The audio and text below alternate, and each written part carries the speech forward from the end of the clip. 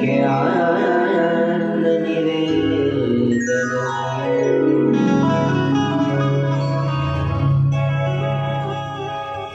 9 प्रकार की नवधा व्यक्तियों का आश्रय ले।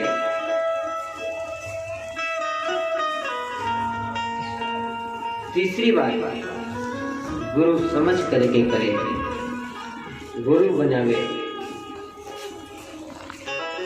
गुरु कैसा हो उसके बारे में पहले विचार करे, फिर गुरु बनावे। गुरुदेव के मुख से नाम महामंत्र लेकर उस नाम का स्मरण करे। चौथे होए विरक्ति बसे बन राजू बसीलो। चौथी बात, बोले मन से विरक्त होकर के सुधाम वृंदावन में आ जाए। पांचे भूले देह सुधी तब छठे भाग न रास की। काशीनाथ जब भजन करते करते जीव अपने स्वरूप को भी भूल जाता है ना, तभी श्री ठाकुर जी के रास के प्रसंग को श्रवण करने का सच्चा अधिकारी बन पाता है। ऐसा दिव्य भगवान का रास का प्रसंग है। तो ये भगवत रसिक देव जी महाराज की वाणी है।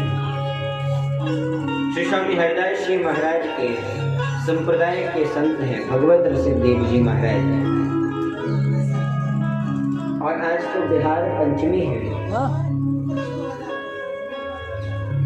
आज ही के दिन अनन्य रसिक नृपति श्री स्वामी हरिदास जी महाराज निजवन राज में बैठकर प्रिया प्रीतम को लाड़ लड़ाते हुए जब श्री ठाकुर जी के पदों का गायन कर रहे थे, श्री स्वामी हरिदास जी महाराज जी और ठाकुर जी के पदों का जब गायन कर रहे थे, तो गायन करते करते जैसे ही नेत्र बंद किया, नेत्र बंद करके तादाद में पड़ने हुए प्रिया प्रीतम से जैसी तार जुड़ी और तार जुड़ते हुए जब स्वामी जी अपने संगीत के माध्यम से प्रिया प्रीतम को रिझाने लगे और नेत्र खोल करके जब देखा, तो साक्षात परब्रह्म परमात्मा ब्रजेंद्र नंद नंदन भगवान श्री कृष्ण सामने खड़े हुए हैं।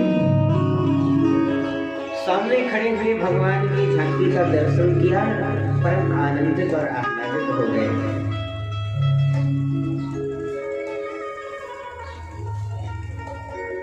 और वही झांकी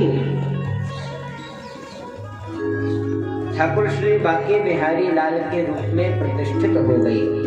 उसी रूप से भगवान त्रिभंग ललित मुद्रा में 3 जगह से जो टेढ़े श्री ठाकुर जी हैं, ऐसी टेढ़ी मुद्रा में भगवान खड़े हो गए और वही झांकी श्री बांके बिहारी लाल के रूप में प्रतिष्ठित हुई, प्रकट हुई। बोले श्री बांके बिहारी लाल की जय हो। श्री स्वामी जी महाराज भगवान के परम विषय में आता है, युगल नाम सोने जपत नित कुंज बिहारी,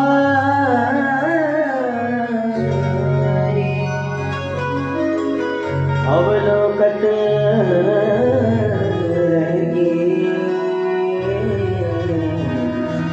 सखी सुख के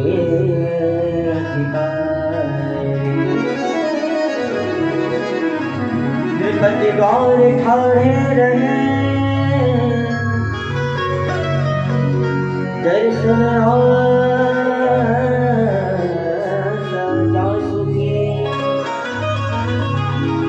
श्री औषधि ज्योत कर छाप हरिदास की, रसिक छाप हरिदास की।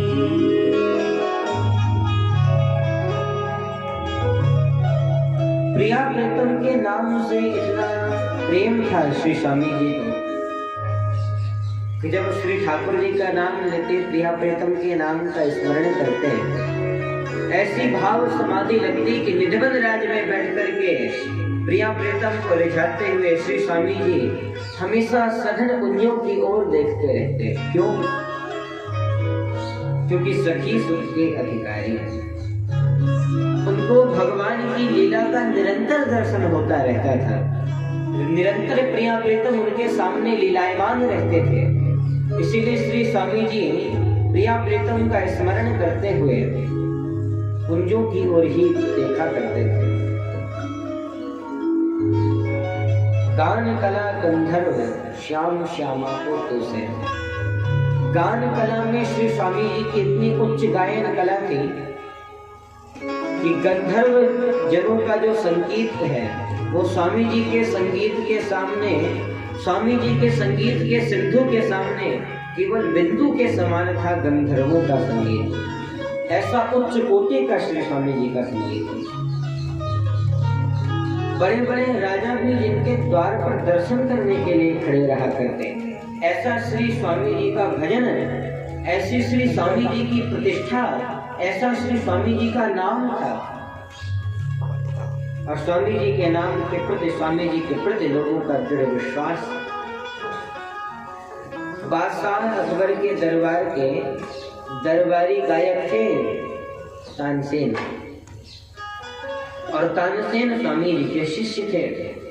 अनन्य रसिक निपत श्री स्वामी हरिदास जी महाराज जी से तानसेन ने दीपक राग शुद्ध कर्म किया, तो दीपक राग की शांति के लिए मेघ मल्हार राग सीखा था स्वामी जी से।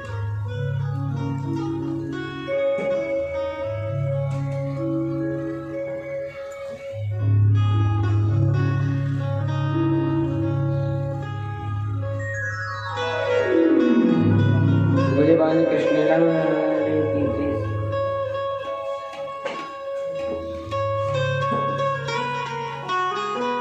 तो दीपक राग की शांति के लिए मेघ मल्हार राग गाना बड़ा आवश्यक है। इसलिए मेघ मल्हार राग सीखा था तानसेन ने श्री स्वामी जी से। तो स्वामी जी के शिष्य थे तानसेन, और अकबर के दरबार के दरबारी गायक थे। अकबर गुणग्राही बादशाह था, बड़ा प्रेम करता था तानसेन से। एक बार तानसेन के संगीत को सुनकर के अकबर भी बोल पड़ा, भैया तानसेन, तुम्हारे जैसा दुनिया में कोई गायक नहीं हो सकता। तानसेन ने बात सुनी ही कि आधी ही बात में अपने कान दबा लिया, और कान दबाकर बात पूरे होने के बाद बोला, महाराज कैसी बात करते हो? अरे मेरे गुरुदेव के संगीत के सामने मेरा संगीत तो उनके सिंधु की बिंदु भी नहीं है महाराज। मैं तो दुनिया के लोगों को रिझाने के लिए गाता हूँ, वो तो साक्षात प्रिया प्रीतम को रिझाने के लिए गाते हैं। बादशाह बोला, तो एक बार दर्शन कराओ ना स्वामी जी के। बिल्कुल तानसेन ने मना कर दिया, नहीं नहीं स्वामी जी का दर्शन नहीं हो सकता। बादशाह ने बार बार प्रार्थना करी, तो तानसेन बोला, महाराज सुनो, अपनी इस बादशाहियत को साथ लेकर जाओगे ना तो स्वामी जी कभी दर्शन नहीं देने वाले। तो बीरबल ने सारे के सारे राजपाट को छोड़कर स्वामी जी का दर्शन करने के लिए बिना सेना के श्रीधाम वृंदावन की ओर चल पड़ा। और जब निजबन राज में पहुंचा तो तानसेन का तंबूरा अकबर ने अपने हाथ में ले लिया, और अकबर ने तानसेन का तंबूरा अपने हाथ में लेकर तानसेन का नौकर बनकर के चल पड़ा। तानसेन ने कहा, स्वामी जी की आज्ञा नहीं है, आज्ञा के बिना निधन राज के अंदर कोई प्रवेश पा नहीं सकता, आप द्वार पर ही बैठो। तो अकबर द्वार पर बैठा और तानसेन भीतर गए, स्वामी जी के चरणों में प्रणाम किया। स्वामी जी ने कहा, कुछ सुनाओ। सो तानसेन ने मेघ मल्हार राग सीखा था और वही सुनाना प्रारंभ कर दिया। जान बूझ करके तानसेन ने आलाप में अल्प मात्र की त्रुटि कर दी, क्योंकि तानसेन अपना सुनाने थोड़ी आए थे, वो तो स्वामी जी को सुनने आए थे और साथ में अकबर बादशाह को सुनाने के लिए आए थे, इसीलिए त्रुटि कर दी। स्वामी जी से रहा नहीं गया। स्वामी जी ने तंबूरा अपने हाथ में लिया और तंबूरा अपने हाथ में उठा करके गुनगुनाने लगे। और जैसे ही स्वामी जी ने गुनगुनाना प्रारंभ किया, आकाश में मेघ आना प्रारंभ हो गए, मंद मंद जल की वृष्टि प्रारंभ हो गई। अकबर बादशाह ने देखा, वाह कितना अद्भुत संगीत है। चरणों में नतमस्तक हो गया। उसके मुख से भी निकल पड़ा, वाह क्या बात है। और जैसे ही अकबर के मुख से निकला वाह, तो भीतर स्वामी जी ने सुन लिया। स्वामी जी ने तानसेन से पूछा, द्वार पर कौन है? तानसेन छिपा तो सकते नहीं थे, तो घबरा करके हाथ जोड़ करके सारी घटना सत्य सत्य बता दी। महाराज दर्शन करने के लिए आए हैं, अकबर बादशाह है। स्वामी जी ने कहा, तो भीतर बुला कर लाओ। भीतर लाया गया। अकबर ने तो साष्टांग चरणों में प्रणाम किया, हाथ जोड़कर निवेदन किया, महाराज आज्ञा करिए, मेरे लिए क्या सेवा है? स्वामी जी ने कहा, तुम्हारे लिए कोई सेवा नहीं, वापस अपने राजधानी की ओर प्रस्थान करो। लेकिन अकबर ने बार बार आग्रह पूर्वक प्रार्थना करी, महाराज मेरे लिए क्या सेवा है, आप मुझको बताइए, मैं क्या सेवा करूं?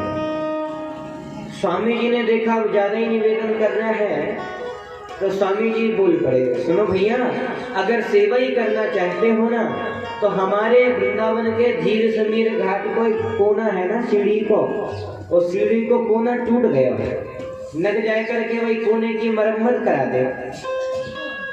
अकबर बादशाह ने सोचा, अरे राम राम, लगता है स्वामी जी को मेरी हैसियत का पता नहीं है।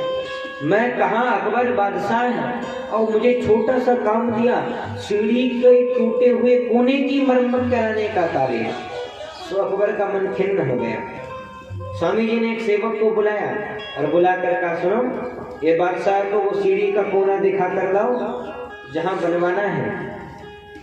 सेवक लेकर के चल पड़ा और वृंदावन में धीर समीर घाट में लेकर के आया।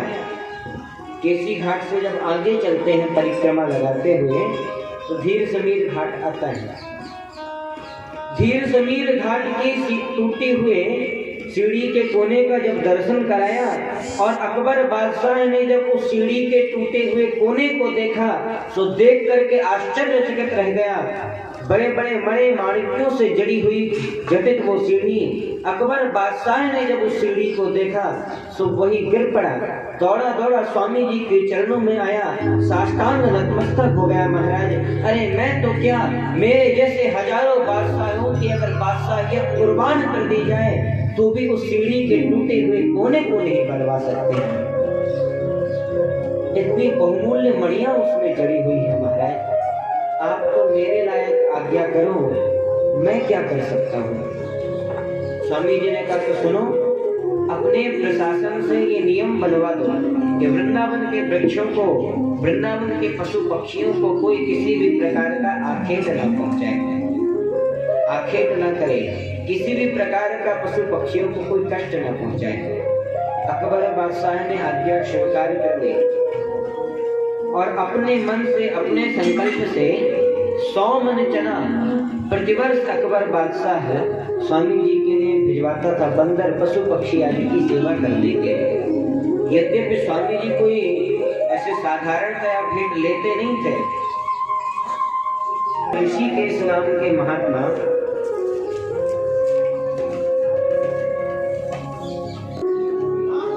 ऋषिकेश नाम के महात्मा लाहौर पहुंचे, तो लाहौर में विज्ञानी नाम का कोई भक्त था।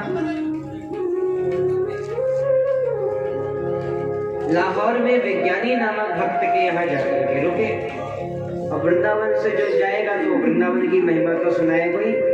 सो बाबा पहुंचे और ऋषि के नाम के बिन महात्मा ने वृंदावन की महिमा को गान करना प्रारंभ कर दिया।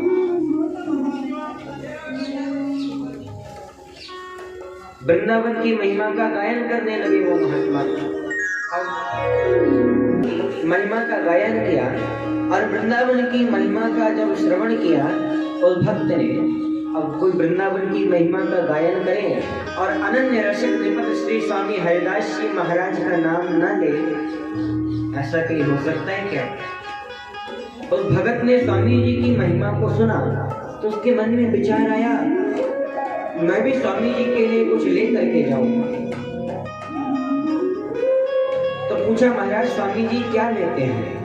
तो महात्मा ने कहा, सुनो, कै सुगंध के राग भरे पुनि अनुराग समीर, श्री हरिदास कृपा करे,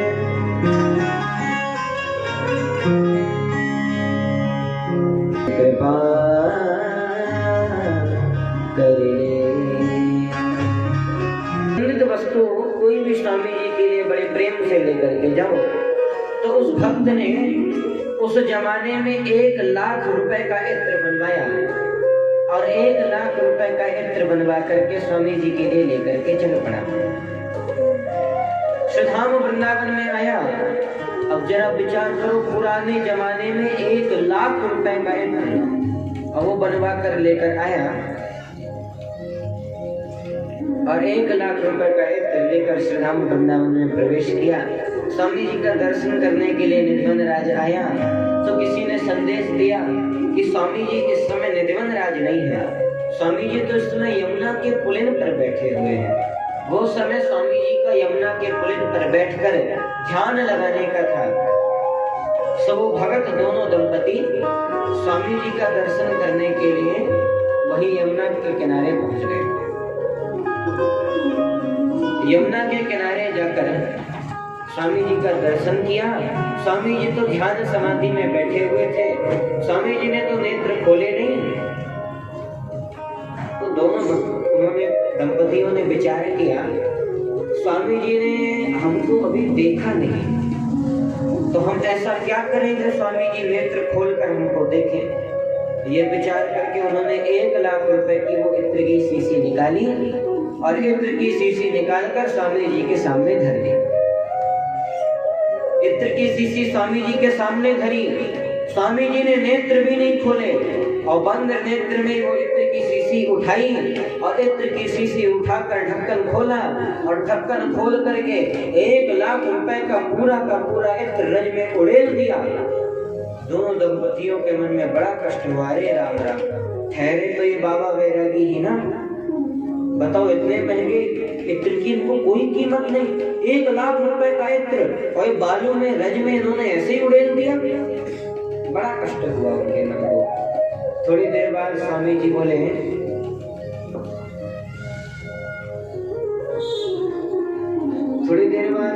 बोले, भैया सुनो, आपने निधिवन राज में ठाकुर जी का दर्शन किया? और दोनों दंपति बोले, महाराज दर्शन तो अभी हमने नहीं किया। तो बोले, जाओ जाकर के दर्शन करके आओ। और जहाँ निधिवन राज की सीढ़ियों पर पैर रखा तो पूरा निधिवन राज दिव्य सुगंधी से व्याप्त था। बड़ा आश्चर्य हुआ, जहाँ इत्र उड़ेला वहां तो सुगंध आई नहीं और निधिवन राज में ऐसी सुगंध आ रही है। वो दोनों दंपति समझ गए ये तो हमारे इत्र की सुगंध है, ये सुगंध यहाँ कैसे? अब ये बात ध्यान में आई और जब जाकर के श्री बांके बिहारी लाल जी के दर्शन किए तो बांके बिहारी लाल पूरे इत्र में सने हुए खड़े हुए हैं, उनके वस्त्रों से भी इत्र टपक रहा है। देख देख कर वो दोनों दंपति पति पत्नी निहाल हो गए। वापस आकर स्वामी जी के चरणों में प्रणाम किया। स्वामी जी बोले, भैया सुनो, जिस समय तुम लोगों ने आकर के प्रणाम किया ना, उस समय मैं प्रिया प्रीतम की लीला में लीन था और प्रिया प्रीतम की उस समय होली लीला चल रही थी और श्री स्वामी हरिदास जी महाराज ललिता सखी के अवतार हैं। भगवान की 2 अंतरंग सखियां किशोरी जी की, एक ललिता सखी और एक विशाखा सखी। तो ललिता सखी के अवतार इस कलिकाल में श्री स्वामी हरिदास जी महाराज हैं।